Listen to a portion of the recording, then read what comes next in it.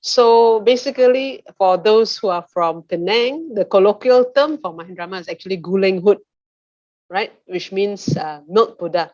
And there's a story behind why it is called Guleng Hut or milk Buddha. And that's what we're going to share today. And also we're going to go into a bit of the history of the Mahindarama temple and what are the activities we run.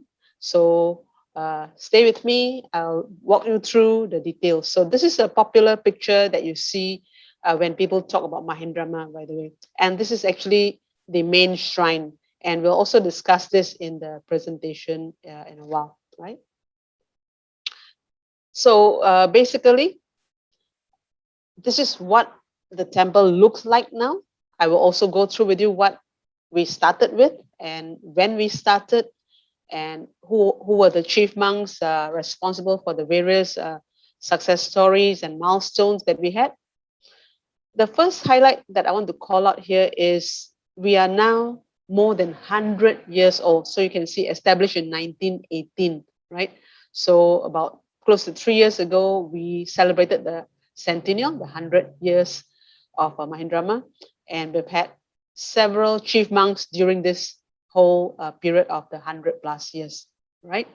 So what we'll be covering today is some of the history, a bit of the tour of the temple, some of the key activities that we run, and also the annual events and celebrations. And then lastly, the remaining functional groups, which will focus more on the social and welfare.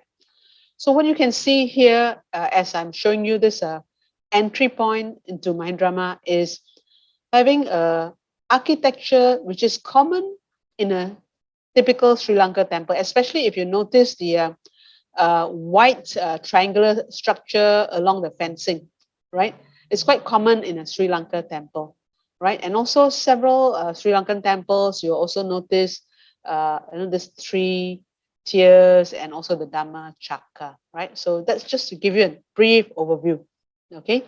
As you can also see before I go into the details, there seems to be a quite tall building here.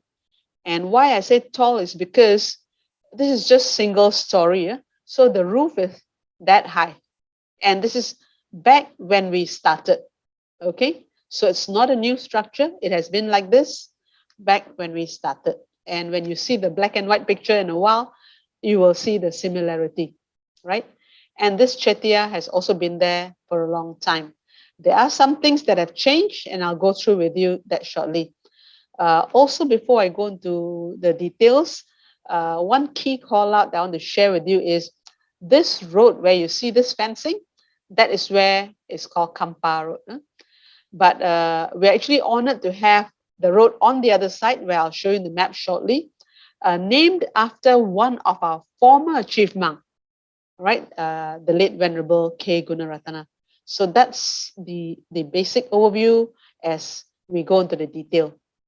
So let's start with how and who brought Mahindarama to reality. So actually, what happened was Venerable Atuwade Pemaratana Mahatera, he's from Sri Lanka, and he wanted to travel. Of course, he came from Sri Lanka, and he wanted to travel from Singapore to Thailand. But what happened is along the way, he decided to stop over in Penang for a few days. And when he stopped over, he resided at the Batu Lancang Hokkien Cemetery, and he used that premise to preach Dhamma to a group of devotees. So as he was preaching Dhamma to a group of devotees, eventually the devotees urged him, why don't you set up a Sri Lankan style temple? So you just imagine it was not planned. He just stopped over and decided to share Dhamma at the cemetery. And the devotees were very pleased, and they suggested, why don't you set up a Sri Lankan style temple? So then in 1922, what happened was we had a devotee who actually donated a piece of land to establish this Sri Lankan tradition Buddhist temple. And you can see, in this land, what we have done is there's a stupa there, there's a hut there, right? It's quite a big piece of land. And today, there also, next to this hut, there are also two houses. And when we first started at this location, the temple was not called Mahindarama yet. It was called Kontahor Buddhist Temple. Why was it called Kontahall Buddhist Temple? Because this location was very near to Kontahall area. Kontahall is today known as Jalan P. Ramlee. And that area is a flood-prone area in Penang, right? So what happened was, after Venerable A. Pemarata Mahathera founded this temple at Kontahall area, eventually we had to relocate it because too many floods, right? Now, besides this temple, he also started a Dhamma school there. So before the Mahindarama Sunday Pali School, we actually had a Dhamma school called Sariputta Dhamma School. So basically, this area had the name of Sariputta, which as we go towards the later part, we will reuse this name as we repurpose this location. Okay, so over here in this Chettiya is where the ashes of the founder are enshrined in this stupa. And when our last chief monk, the late Venerable Indaratana, passed away during the pandemic last year, his ashes are also enshrined in this same stupa. Okay. So as I mentioned, this area, the Kontahall area, is very flood prone. So subsequently, temple was relocated, and there was another piece of land, right, that was bought so that we can relocate. And that is the land that we are at today, that is Kampar Road. Okay, so that piece of land was bought by a group of devotees, and to continue the work of the founder and his successors. So this is where we are today. And earlier I started off with a color picture of how the building looks like. Now you can see the building in black and white here, exactly the same structure. The key difference, the arch is not there and the fencing is not done. These are some of the key differences.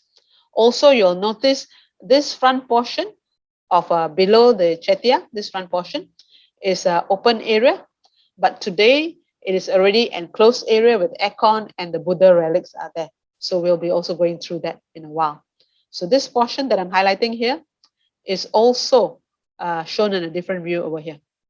Okay, so basically there's also a new building in this piece of land that I want to highlight. If you look at the back here, the 3-story building at the back here, that is the Wisma Mahinda. So old structure is here, and this is the newer structure. Okay. So what does Mahindarama stand for? Mahinda is actually from the name Arahan Mahinda. He was a Buddhist missionary monk, also one of King Asoka's son, and he was assigned to introduce Buddha Dhamma to Sri Lanka more than 2,000 years ago. And this name Mahindarama, there's a second portion that is the Arama, or monastery, right? So it's a holy place, a shrine, a temple, or a place of refuge. So Mahinda together with Arama becomes Mahindarama. So that's how the temple got its name. Okay, so you can see, as I highlighted to you, this is the main area in the first picture, and then the famous Bodhi tree that we will talk about, and the newer structure that is the 3-story building, the Wisma Mahinda. And these are the various chief monks from the starting until today, right? So we had Venerable A. Pemarata, the founder. Subsequently, we had Venerable Sumana Saratera. And then we had Venerable K. Gunaratana Nayaka Mahathera, very prominent. And that is why you'll notice the road that I highlighted earlier is named after him as well. And then we had Venerable M.A. Sri Dhammadina Upananda Mahathera, followed by Venerable Pandit P. Pemarata Nayaka Mahathera, Venerable E. Indaratana Mahathera, and now we have Venerable Surya Wewa Dhamma Wanshatero. So Venerable A. Pemarata basically stopped over in Penang and started off at the cemetery, subsequently got a piece of land from devotees at the Kontahall area, but because it's flood prone, and then other devotees decided to donate another piece of land, Kampar Road, where the temple is today. And when Venerable Sumana Sara came along, he focused more on how to raise funds from the various devotees across Malaysia to be able to build the temple, right? So he got permission to travel to the different states of Malaysia, and he visited the different states to raise funds. He focused on that. He also tried to set up a society of Dayaka to support the temple as well. But that is not the society that we have today, because eventually it dwindled off. And today we have Pertubuhan Mahindarama Buddhist, which was established in 1972 to support the management of the temple.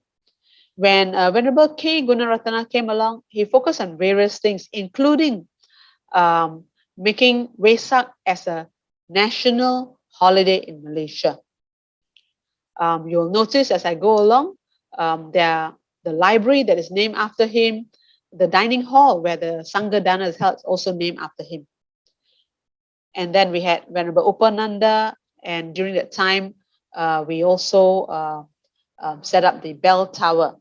And when Venerable Pandit P. Pemaratana Nayaka Mahatero came along, we had his vision of the three-story Wisma Mahinda building, because he's the one who actually founded the Sunday school in 1959, and he's responsible to continue to grow the Dhamma school, right? Because that's his vision.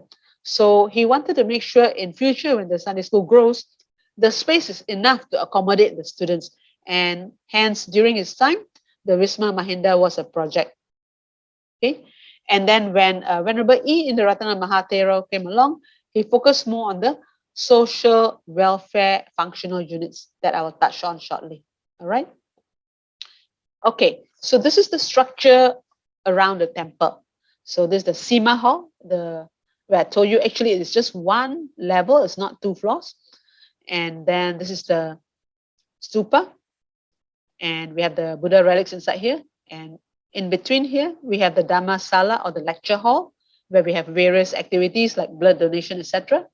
We have one of the monks' quarters here, another one further in front, and a newer one at the next to the clinic here. And we have the Dana Sala, the dining hall, and this is the Wisma Mahinda. So the Bodhi tree is very near to the entrance here. Okay. All right. So let's take a look at the structure here, the 3-tier arch. Basically, this was designed by a Sri Lankan artist. This is the 3-tier arch representing the Dana, Sila, and Bhavana. Dana is giving, Sila is virtue or morality, Bhavana is mental culture. And the 8 spokes here represent the wheel of truth, or the Dhamma Chakra, or the noble eightfold path. Right understanding, right thoughts, right speech, right action, right mindfulness, right effort, right concentration. So basically, this is the newer structure, and this was added feature here, the arch. This is also added feature here over time. Okay, so as I mentioned, take a look, the comparison, what it is like today and what it was when we first started. Not much changes except of the arch and the fencing. So as you go in, right, inside the compound, on your left is the Bodhi tree. This Bodhi tree was planted and is from the same source as the Bodhi tree that is at our latest building, the meditation center. So both the Bodhi trees are of the same age. This one at the main premise, number 2 Jalan Kampa, and the other one at Lorong Hijau, where our Mahindarama Meditation Center is located today. And then next to the Bodhi tree is the bell tower. This is the Sima Hall, the stupa. Let's go into more detail. So as you go to a temple, Buddhist temple, the first thing you like to do is pay respect. And when we want to pay respect, what comes to mind are the 3 objects of veneration, because we want to remember the Buddha. So we think of the 3 objects of veneration. The first object is the stupa. So this is where the bodily relics of the Buddha or the Arahants are enshrined. So that's the first place that we pay respect, whether with joint hands or whether you take incense and so on. Okay.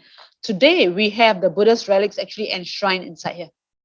Okay, this is the aircon area that is now closed up, and the Buddha's relics are enshrined in here. So to enter into this area, you have to enter from the front of the Sima Hall area. Okay, and this is a zoom in of the Buddha's relics, which we actually bring out when we have a special occasions, such as every 2 to 4 years during Vesak, the Buddha relics are brought out for exhibition for devotees to pay respect, make the aspiration, and so on.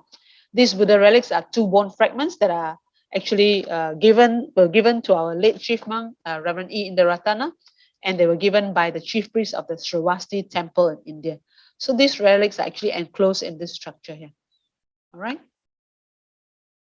So when we take them out for exhibition, usually, we have some flowers and so on to for people to pay respect. Right. Okay. Second object of veneration, that is the Bodhi tree. Now, this picture that I'm showing you here, this is the back portion, the front portion. There is a original Buddha image there that I'll show you shortly. So why the Bodhi tree is also an object of veneration? Because it reminds us of the Buddha as well, right? This is where the Buddha gained enlightenment. He was resolute not to get up from that seat until he gets what he's seeking. All right. So this is the second important object of veneration. So you will see, right? This is the front portion. The Buddha image is here, and you'll see there's 2 boxes, which I'll zoom in a while, where today people put in the exam timetables and other aspirational notes, thinking that the Buddha is going to read them and help them get their wishes to come true. In the past, we don't have these 2 boxes here. There used to be an opening in the glass to the Buddha image, and people used to make rockets out of the exam timetables and so on, and try to aim into the hole until at one time the glass broke. So we had to replace the glass, and we changed the structure so that it is more convenient for the people to put in the exam timetables and so on. So we cannot change the mindset of the devotees overnight, but we do put in effort to slowly guide them how to make aspiration in the correct way. So before we go into that, you will notice that at this Buddha image that you see here at the Bodhi tree, people tend to offer milk. And why do they offer milk? Right? Because they do not know how to offer milk rice or the kira payasa, which was offered in the past by the lady Sujata. Right? So you notice as more and more exam seasons come along, people start to make more and more aspirations. You'll see more and more milk coming up in front of the Buddha image. And this is the other key item that you will often see in front of a Buddha image at the Bodhi tree, because these are the typical offerings at an evening puja, especially where you don't offer food so much, but flowers, water, juices, incense, and so on. Right, so you can see these are the boxes that, like a letter box that we have created where they can put in the aspirations, right? So, Lady Sujata, who is this Lady Sujata, and what is the significance of that milk rice that I mentioned? Basically, those days, in fact, even today, there's a lot of people back in India, they believe in tree gods, right? In the tree god. So during the time of the Buddha, in fact, even before he became the Buddha, he was still ascetic Gautama. There was this lady Sujata. She's from a rich background, stays in a nearby village called Senani, and she was hoping to have a good husband and a child. So the people told her, why don't you go and pay respect to this tree god, and your wish will come true. So she decided to try, and she paid respect, and eventually, actually, her wish came true. She got a good husband, she got a son, so she's very happy. So she now wants to express her gratitude to the tree god. So what does she do? Right? She has actually 1,000 cows. So she feeds them with a sweet creepers called the walmi. and she wants to make sure the cow's milk is the sweetest. So from the 1,000 cows, she feeds the milk, she milks them, and then she feeds that milk to 500 cows, after that to 250 cows, until the final 8 cows, to get the best, most nutritious, and the sweetest milk to prepare the milk rice. So as she was actually preparing that milk rice, her servant actually was sent to go and clean up the base of the tree. And when the servant wanted to go there, the servant actually saw somebody sitting under the tree. So servant was very excited. She came back to Lady Sujata and said, I think maybe the tree god is here personally to receive your offering. So Lady Sujata also gets very excited, and she actually rewards the servant, and she quickly prepares the dish in a golden bowl. She also brings along some honey, and she brings it to offer. And when she reaches there, she sees that there's no bowl or plate that the ascetic has, and so she offers the food, including the bowl, right? And she says to ascetic Gautama, may your goal, your aspiration be achieved, just like mine. All right. So after saying that, she left the ascetic Gautama to have his meal. Ascetic Gautama had his meal, and this was very important for him, because this was the meal after he had been fasting for a long time, and he now had just switched his thinking to, because he realized that fasting is not working. It's not going to help me get my answer. I need to have some food. I need to have some energy. Then I can meditate and arrive at my answer. So he needed a good meal. So fortunately, Lady Sujata was there. She offered him the meal. And after that, legend says that when he finished the meal, he took the golden bowl to the river Niranjara, which is nearby. And legend says that he said, if the bowl goes upstream, my aspiration will be fulfilled. If it doesn't go upstream, it will not be fulfilled. So legend says that the bowl went upstream. So that is the story of this milk rice. And today, the people do not know how to offer milk rice. So you can see they offer so much milk in all different flavors and sizes: chocolate milk, low-fat milk, strawberry milk, and full cream milk, and so on, right? So usually we will collect most of this and give it to charity, because not everyone takes it home, right?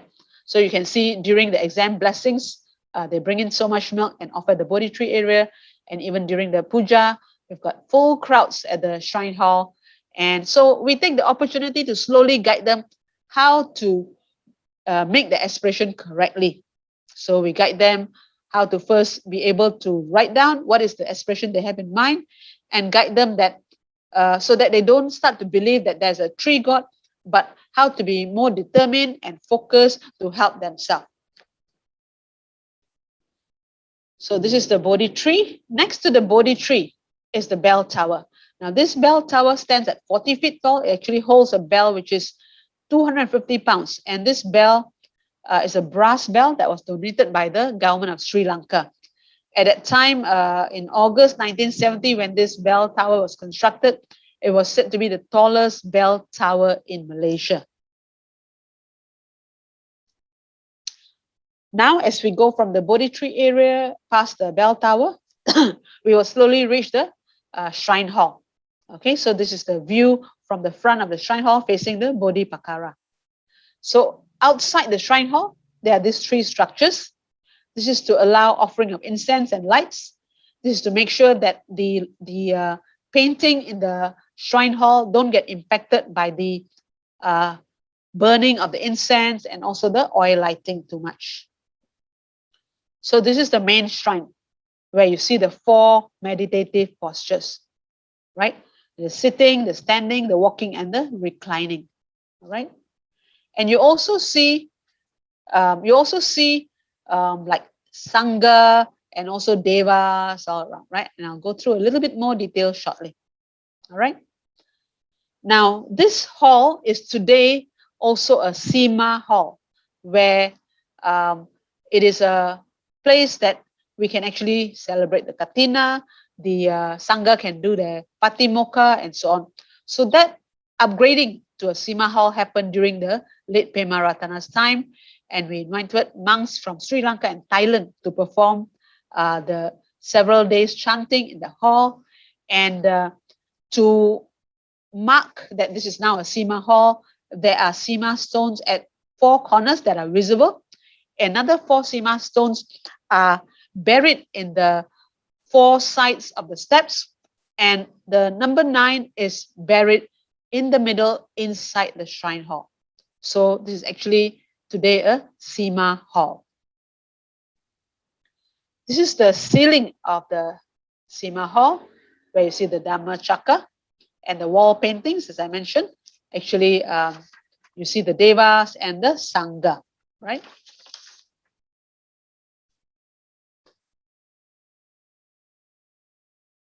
Now over here, you also see the disciples of the Buddha, the first, second, third, and fourth disciples of the Buddha, right? Venerable Sariputta, Venerable Moggallana, Venerable Mahakassapa, and Venerable Ananda.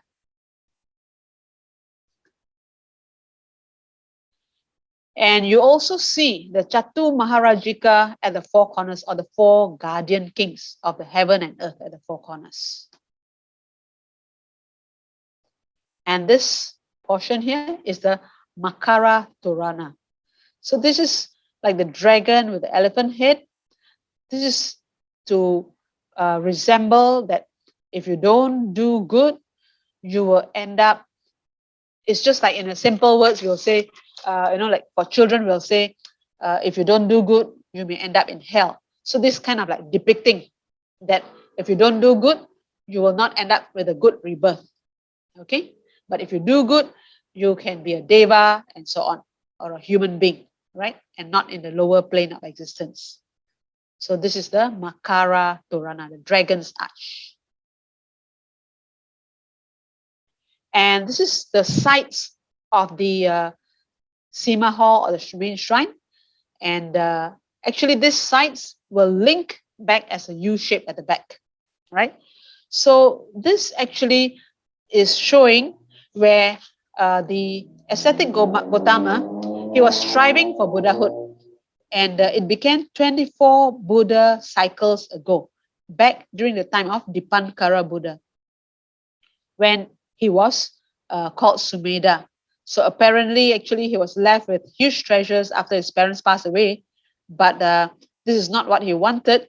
So he was quite determined that he wants to become a Buddha. So one day, as the villagers were preparing for the arrival of the then Buddha Dipankara, he actually volunteered to assist and was given the most difficult task to complete. So instead of he had psychic powers, and instead of using his psychic powers, he worked all out with his own hands to patch the muddy road. However, there was a small portion he still couldn't complete. So what did he do? He threw himself across that small muddy portion, and he said to the Buddha, please walk through, right? And as he threw himself down, he made his bodhisattva vow to become a Buddha in the future. So he was then actually pronounced by the Buddha Dipankara that he will become a Buddha in this present world cycle.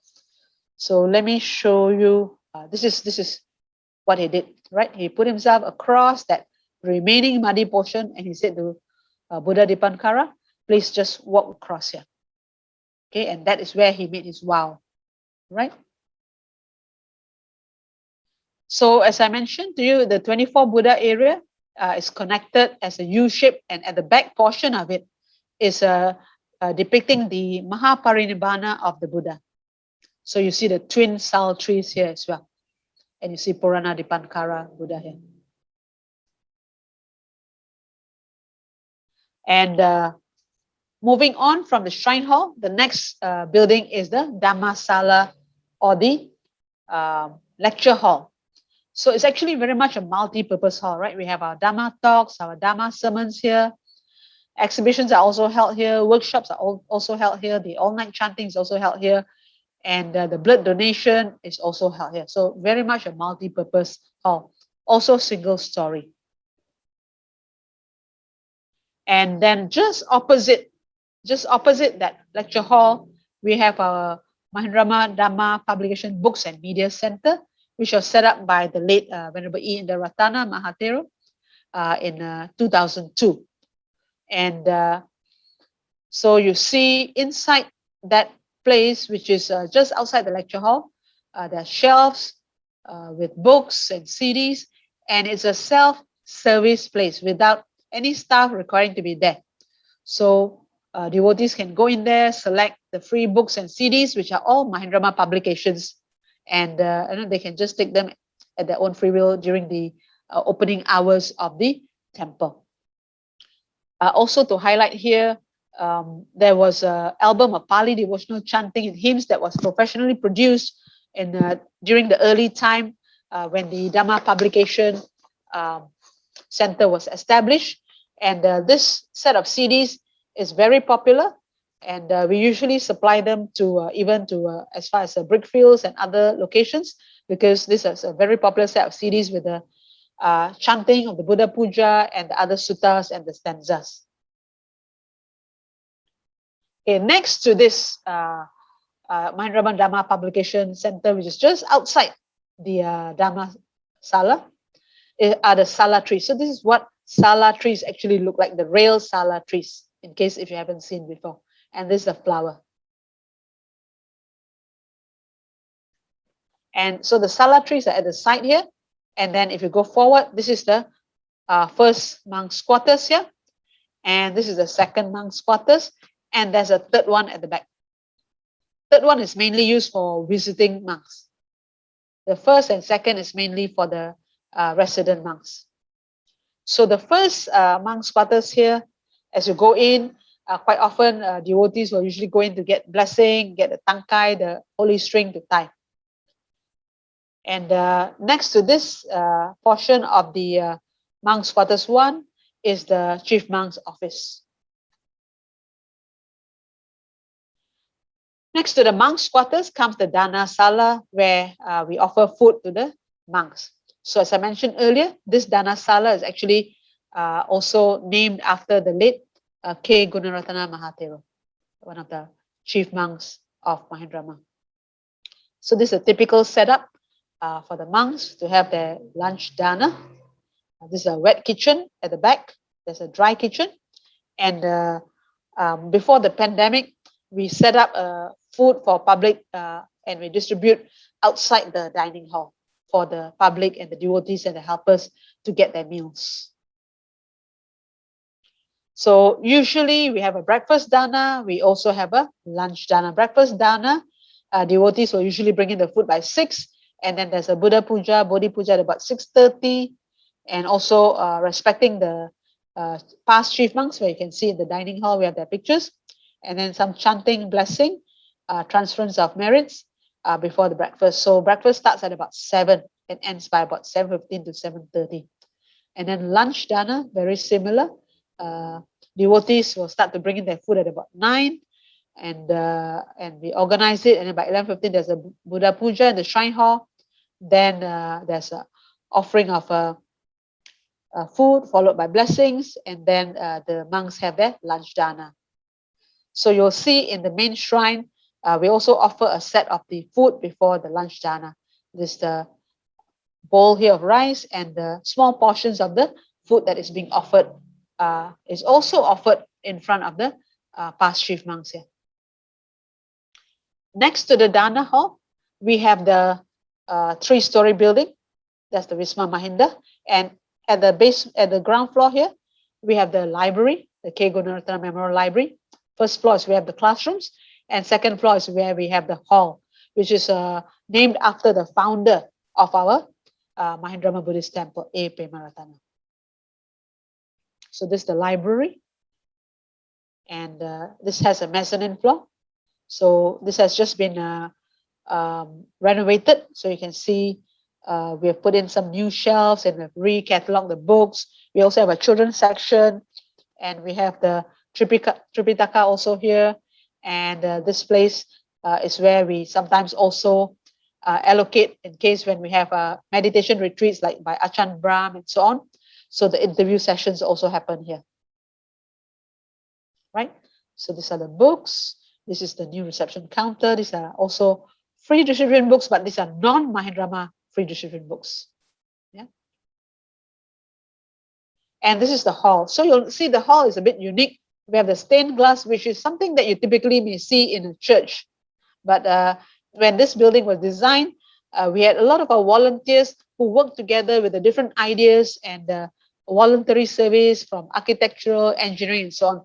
So besides the stained glass, you'll also notice that there are no columns supporting the roof structure here. So it's a very unique structure that is self-supporting. Yeah, also very high ceiling. Yeah. So now we come to the Sunday school where it is actually run under the roof of Wisma Mahinda. And this was set up, as I mentioned earlier, in 1959 by the late Venerable Pandit P. Premaratan Nayaka Mahatero. And the vision of this Sunday school is to be the foremost Theravada Dhamma institute in the, excuse me, in the northern region, and to be self-sustaining, to be cohesive, ecosystem for Dhamma learning and cultivation. Because if you just learn the theory without practice, it's not very useful. So what we try to do is we try to encourage not just learning, but try to also encourage some level of cultivation depending on the age group. And the mission of the Sunday school is to redefine Dhamma learning, to effect cultural transformation amongst the students, parents, and the volunteers. So we work together as a team, whether you're a student, whether you're a parent, or you're a volunteer. And we try to make sure the Dhamma that you get is something that you can live by, it's practical, and it's applicable not just now, but also in future. All right? So these are some pictures of how the Sunday school first started and the early students. Right? So this is usually the hall is used for the combined session assembly, because we run 2 sessions of classes. The first session is at 9, second session is at 10:30, but the puja or the assembly is held combined. So you see all the students in the hall during the puja time. Besides learning the Dhamma, there's also time for them to have some games, some activities, and also sometimes we have some workshops. This is a typical younger level classes where we have the Japanese style tables. Students are sitting on the floor and they have those low tables for them to place their book or their writing material.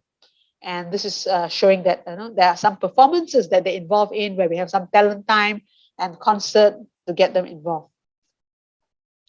So basically, these are the objectives. I won't read through, but besides Dhamma, we also make sure that we render assistance to other Buddhist organizations, we collaborate, and we're also there to encourage study of Pali language, and also to support and provide spiritual assistance to members or any Buddhists in case of sickness and or death.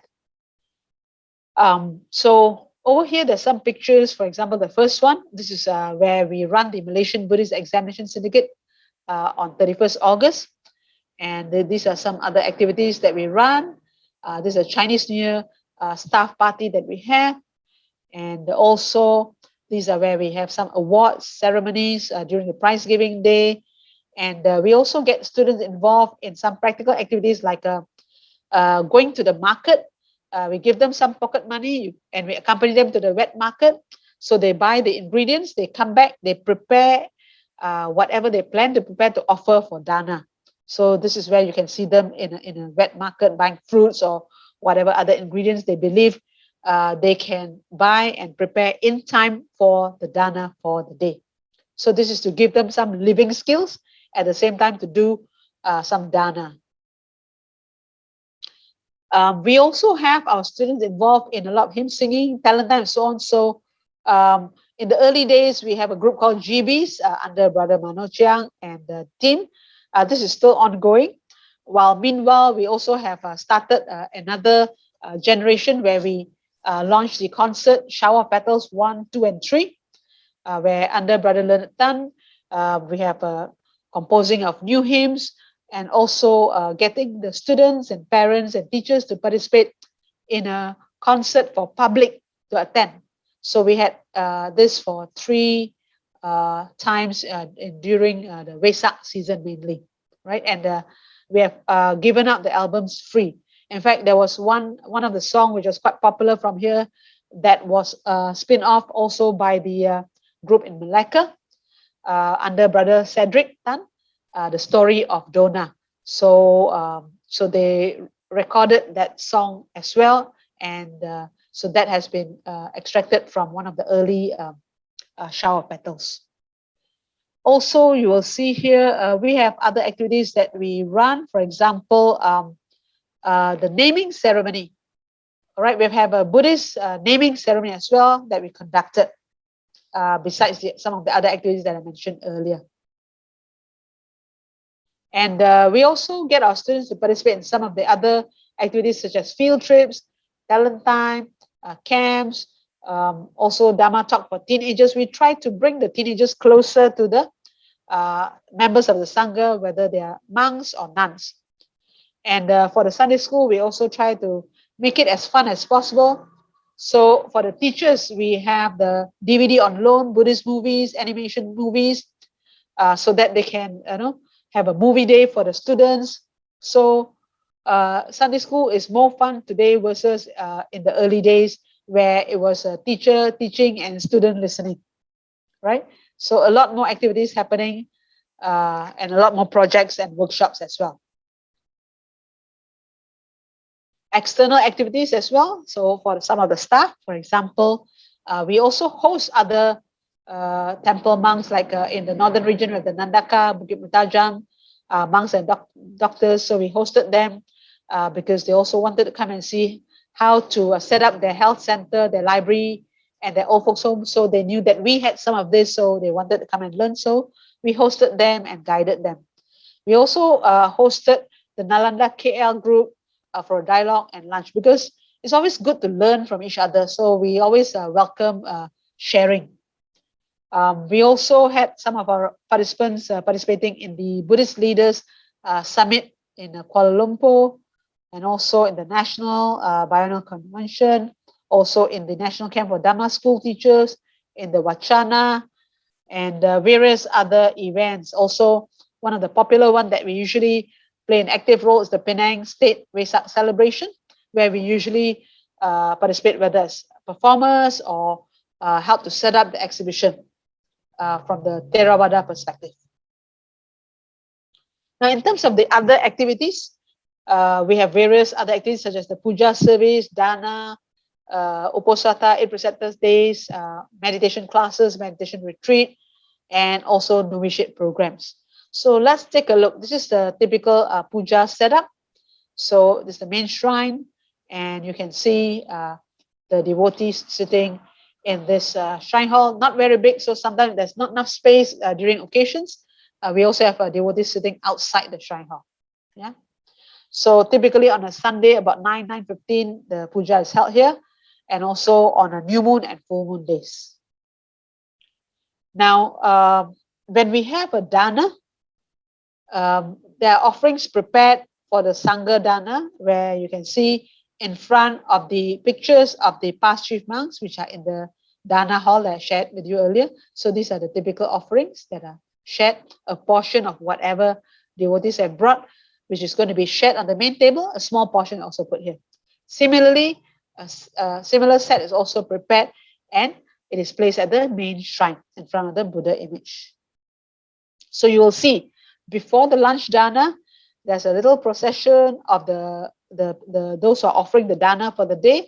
One will be carrying the alms bowl, there's rice inside there, and there'll be 1 or 2 people who will be carrying the different dishes on a tray. So all these will be offered at the main shrine prior to the dana. So this is a typical breakfast dana or lunch dana, especially on festivities. You see more monks with the katina and so on, or even during novitiate programs. And it is common to see that devotees will normally touch the table to have in mind that they are participating in this dana offering. And so they're saying that, okay, now I'm offering the dana to you, please go ahead with your meal, right? Because typically if you don't offer, the monks cannot start. So this is a way to show that, yes, as devotees, we're offering to you, please go ahead and get started. So you partake. And what happens is, if you're not able, as devotees, if you're not able to touch the table itself, so typically you will see people behind will hold the t-shirt or the shirt of the person in front, like a chain. Okay. Also for the dana, you will see the process of transfer of merits. So during the chanting, you will see the devotees will be pouring the water to depict that the merits are being transferred. So they can either use this, or if you don't have this, then what they do is they take a jug of water or a kettle of water, and there's a glass on the floor. The glass sits in a bowl, so you slowly pour the water from the kettle or the jug into the glass until it overflows. So the merits are being transferred. That is to signify, right? Now, the other activities that are held at the temple include the 8 preceptors days, which is held mainly on new moon, full moon. So you will notice, to distinguish the 8 preceptors from the other devotees, when we run a formal program, they wear this sash which says noble silence. So people know that they are the ones who are participating in the program of the 8 precepts. So if it's a larger group, then there'll be special arrangement to set up to accommodate for them to have their meals and so on. So usually we will set up tables outside the dining hall here. And in the evening, the 8 preceptors also participate in a circumambulation procession around the temple, carrying the lotus light. So they go around 3 times. Besides the Uposatha, we also have the meditation classes. In fact, we have 2 groups of meditation classes. This is the one that is held on Sundays. And this is to share knowledge and experience of mindfulness breathing, to samatha or concentration. And this is led by Brother Kang and Brother Phok, also assisted by Brother Sunny Fong. And now that we have a new building, the Mahindarama Meditation Center, so this group has already relocated to the Lorong Hijau premise. We also have another group, which started prior to the Sunday group, and this is a group which is joint between the Mahindarama and the MBMC, right? The Malaysian Buddhist Meditation Center, which is Green Lane. So both these 2 organizations, there's a combined group that runs the meditation here. All right. So there are days that they have the session in Mahindarama. There are days that the session is also held in MBMC. Pretty big group. Vision is, of course, to gain purification of the mind and finally to attain Nibbana. So sometimes there are also arrangements for the monks from MBMC also to come and support this even in Mahindarama, right? Then we also conduct various meditation retreats with the Uposatha or 8 precept days. Also, if there's specific meditation masters around, such as Achan Brahm, usually we have their retreats at the December for 1 week to 3 days, or various other Dhamma meditation gurus are around. So we take the opportunity to organize meditation retreats for the benefit of our devotees who are focusing on the mental cultivation. Also under Reverend Indra Ratana, we started the novitiate programs. And today we run both the junior and also the senior novitiate programs. So you can see here, we start off in the shrine hall, and the Samaneras observe 10 precepts, right? And from the shrine hall, after that, they go to the lecture hall, and the monks who are supporting this program, they help to shave the hair in the lecture hall. And then after that, they are given their robes and they change. And there's also other activities held for the novitiate program where we get them to participate in Pindapata. So it's an opportunity for not just the novices, but also an opportunity for the devotees to participate in the Pindapata. And this is the junior novitiate, very similar, you can see. And these are 12 years and below. Right, this is in the shrine hall. And on that, they also have a Pindapata. And this is the dana. So they're trained how to have their meal in the alms bowl. Yeah. And on certain festival occasions, we also have Bodhi Puja. So the devotees sit around the Bodhi Pakara and the members of the Sangha lead the Bodhi Puja. Example, on the 31st December, which is the New Year's Eve. So this is to help them to remind them that let's start to make our aspirations for the new year. Right? Okay, next we also have annual events and celebrations such as Vesak, Katina, and Chinese New Year. So let's start with Vesak. Now, as I mentioned earlier, Venerable K. Gunaratana was very instrumental in a lot of things. And one of the key things that he was instrumental is to initiate the idea of having a public holiday for Vesak in Malaysia. And this started back during the British time, under the British government, and that was before the Second World War. And after that, the discussion continued during the Japanese time. And then after that, it paused for a while because there was bombing in Penang. And after that, it continued again. And finally, we had Vesak declared as a public holiday in 1949, 28 April. So he played a very instrumental role in that. Okay, Vesak is a very grand occasion. So there are various activities that are held, like all-night chanting, candle lighting, pinda pata, and sometimes there's arrangement for Sri Lankan folk dancers to come so that devotees can also appreciate the Sri Lankan culture. So a lot of activities, including food fair. As I mentioned earlier, we also work together with the Penang state government for exhibition and performances that are held at the Malaysian Buddhist Association building.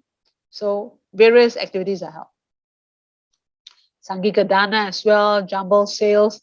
And we also make sure there are free meals available for devotees and public, right? And charity food fairs also held. So a lot of festivities. And what you see hanging up there, the baskets, these are actually made by our basket weaving group. So the basket weaving group actually regularly meets on Sundays as well when the Sunday school is running. So the parents are very free. So we have somebody guiding them to make different type of baskets, and these baskets are eventually sold to raise funds during the Vesak, and then the funds are given to charity. Also during the Vesak, we participate in the float procession. So there will be decoration of float, and in the evening, the monks will also follow, and they'll be sitting on the float. And as the float moves, they'll be blessing the devotees on the street with holy water. Right. So as I mentioned, on some of the years during Vesak celebration, not every year, every 2 to 4 years, we will take out the relics for public to view during Vesak. And the climax of Vesak is the chanting of the Maha Samaya Sutta, where all the devotees will come and participate together in the chanting. Okay, Katina is another big event where we start very early in the morning. You can see it's still dark, the sky is still dark, and the devotees actually go around the temple, circumambulating, holding their offerings of the robes that they're going to offer and their requisites. And so they go around the temple 3 times with the right hand facing the shrine. And after all this procession and so on, I will go through with you a bit more in detail what happens. And eventually, you see just a white piece of cloth first that is offered. It's not yet dyed in the actual color for offering. So after all this procession, we first offer the raw white cloth to the Sangha, right? After that, the process takes place to dye that main robe, and the bark of the jackfruit or the nangka, and also the leaves of the jackfruit tree, all these are boiled, and the cloth is put inside there, and eventually you will see the cloth turning towards a brownish orangish color, right? So that is that process that happens from the white cloth, boiling the barks and the branches and the leaves of the nangka tree in the traditional way.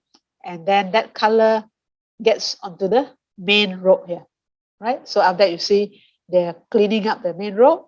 And after that, devotees take turns to help to dry that cloth, right? So different groups take turns to help to dry that cloth. And after that, we have the professionals who help to cut and sew the katina cloth, all right? So this also require our professional devotees who help to cut and sew it. And then now the completed katina robe is offered to the main Mahasangha. So prior to that, the Mahasangha would already actually have their meeting to decide who is the most deserving member of the Sangha for the year to receive this main robe, right? So they already have their discussion, they already align, they have their meeting, who has observed the Vasa completely at the premise and the most deserving.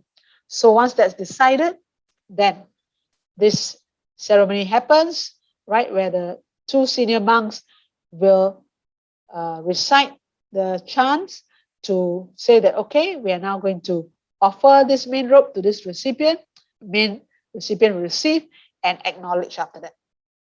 Then once this completes, then the other devotees are also allowed to come in to offer the other robes. So this is quite a comprehensive process that happens during Katina. The other events that happen besides Vesak Katina are the Chinese New Year lotus lighting. Right, you can see a lot of lights organized on the different sides of the front Bodhi tree area, which is empty, so the cars are not allowed to park there. And then also behind at the where you saw the stupa, so there's some blank space there. We also set up some of the shelves there. So we try to maximize to at least 8 to 10,000 lotus lights, and we try to make it affordable. So each lotus light just costs 10 ringgit, so that more people can participate, right? So you'll see little cards there where the devotee who has sponsored the light, their name or their family's name is written there. Okay, so we now come to the other functional groups, which are not so much of the Dhamma Druta related, but more the social welfare. And most of these were set up under the late Reverend E. Indaratana Mahathero, right? So that we had the Sariputta Community Service Center set up.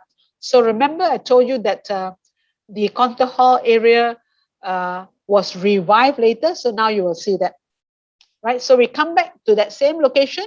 This is where the founder set up the place, the concert hall premise. And so now this place, the stupa is no longer white color, it's very colorful. And the ashes of the founder are here, and also ashes of the late Reverend E. Indaratana have also been enshrined inside here. And the hut is also now, a bit touched up here. And there's also two houses next to it, where I'll show you the picture in a while. But basically this location, on Katina Day, 3rd October 2004, Venerable E. Indaratana launched it to be Mahindarama Sariputta Community Center to remember our founder. Okay, so this is where most of the welfare activities are held. So when we first set up, you can see Venerable Suwano and Reverend E. Indaratana are there at the opening. Yep. This is the front view, right? The front view of the Sariputta, where you see two houses there. And this is where we run the cancer counseling center and also the free food for senior citizens. And I'll show you a bit more detail in a while, right? In the early days in the houses here, we also ran Mandarin classes, flower arrangement classes, introduction to computer classes, and so on. All right. So we also used to run the Mooncake Festival and also the Lantern procession here. So these are some of the activities just to allow some fellowship. But today there's more focus on welfare activities here. So this was set up back in 2004. Right. Some of the other welfare activities include the Maranasati chanting. So this was also set up by the late Reverend E. Indaratana. This is to support the funeral chanting service we also bought a van so that some of the devotees can be, or the monks can be fetched by the van to the place where the wake is happening, right? So you can see we have evolved the group and also in many different uniforms as well, you can see. And today they're wearing a simple yellow t-shirt. That's the latest uniform, you can see here, right? So those who are able to support, they are usually available on even weekday evenings, because when the wake happens, it may not be on a weekend, right? So they make themselves available even on weekday evenings to support on the funeral chanting, right? Led by Brother Lee Chao Sin here. He's a retired teacher, so he coordinates this whole thing. Okay, also under Brother Lee Chao Sin, we have the welfare section, Janahita, where we provide help and support to those in need in the form of food provisions like rice, sugar, bihun, oil, and so on, right? So we actually interview some of the poor families that apply to see whether they qualify, and then we provide them monthly basis the provisions. So you can see when they come, here's a simple picture to show when they come and collect the provisions like rice, oil, sugar, bihun, and so on, right?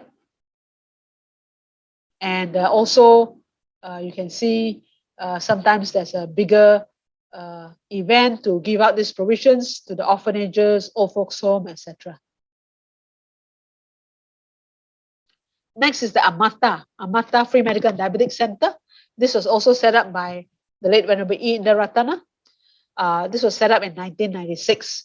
So various activities are held: medical, dental, eye clinic, diabetic, physiotherapy for stroke patients, dietary counseling, hearing screening, blood glucose tests, rehabilitation aids such as wheelchair, walking, walkers, and so on. You know, these are all available on loan, so you don't have to buy.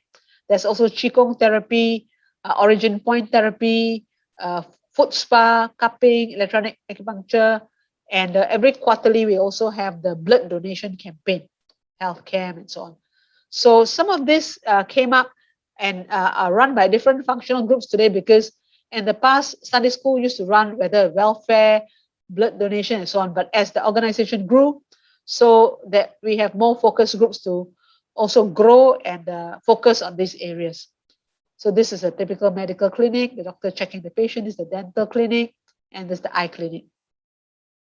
This is where the physiotherapy for stroke patients, right? So all these are run by volunteers, and most of these are run on Sundays. Some are run on Saturday. Dental clinic is run on Wednesday. Then we have the Bita for Life Cancer Counseling Center. So this is also to help families where they have a cancer patient, their family. So not only to help the patient by providing counseling, but also sometimes those who are the caregivers, they also need to be guided, right? Otherwise they may get stressed out. So they also need to be guided how to provide that caregiving service. So this group of volunteers also provide Reiki service, and they are trained. So whether at the Amata clinic, the Mita, and so on, these are all professionals, and they're trained. So these are all run by professionals. And Mita also does a lot of their own fundraising.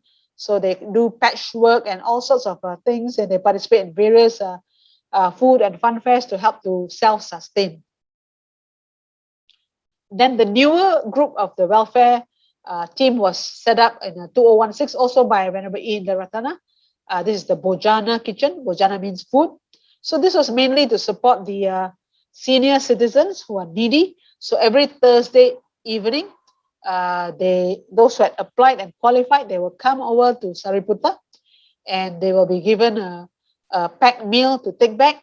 And on certain Thursdays, we will also have a birthday celebration. On other Thursdays, we'll also have a haircut service for them. So various activities are done for the senior citizens under the Bojana Kitchen group. Then the other group that is set up here is the Wushu and the Lion Dance. The Lion Dance is the newer portion under this group. So the Lion and the Dragon Dance is slightly newer. Wushu was the early part when they first started off. Later part, this dragon has been purchased as well, and they're being trained. right? So all this is being trained by the wushu teacher. So you can see here quite a big group as well, where we open not just to our Sunday school students to participate in these groups, but also to other devotees who just want to send their children for learning wushu or the lion dance or the dragon dance, right? So it's open to all. And this is held typically on a Sunday at 3 p.m. at Sariputta. It's open both to males and females. And this is actually a martial art and a full contact sport developed in China in 1949. And Wushu has actually become an international sport through the International Wushu Federation. And our participants from this Wushu group actually also participate in competitions, and they have also won awards in several competitions. So very focused, and they're doing very well. And whenever we have certain events, they also support by providing the service of the lion dance or the wushu. And finally, this is to share the overview of the different premise that we have from the main building at Kampar Road here to Kampar Road. And this is to highlight the Jalan Gunaratana, which is the side road here. Okay. And then this to highlight where we first started, which is now known as Sariputta Community Service Center. It's at Solok, Terengganu, which is near Jalan Terengganu. So quite nearby, about 5-10 minutes walking distance. These are all within the vicinity. Then this one is about a drive away, but actually you can also walk maybe about 25 minutes walk. So this is located at Lorong Hijau 5. So this was also an area which was occupied by squatters over time, because when the lands were donated, if it's not occupied over time, squatters go in. So we went through a lot of effort, legal action and so on, to eventually get the squatters to leave the premise, and then we acquire back the land, and then put in the necessary plans, get the approvals, and the building was ready in about 1.5 to 2 years. So this building is about 1.5 years now, if I'm not wrong, right? It was opened in July, about 1.5 years ago. So this is mainly for meditation. So both the meditation groups come here. Some of the yoga classes are also held here. We also have retreats held here, because there are dormitories with the double-decker beds and so on. And the novitiate program also in future will be held here. So this is quite near to the temple. This is where we first started, the cemetery, Batu Lancang. And we also have another premise which is a bit further away in Balik Pulau. It is a retreat center, Mahindarama Retreat Center. So this map basically shows all the different locations from the main premise to the next nearest premise, that is Sariputta, where we first started, and the road which is very nearby to the main premise, named after I believe it may be the only, if I'm not wrong, it may be the only road in Malaysia named after a Theravada Buddhist monk in Malaysia. All right. Okay. Thank you very much.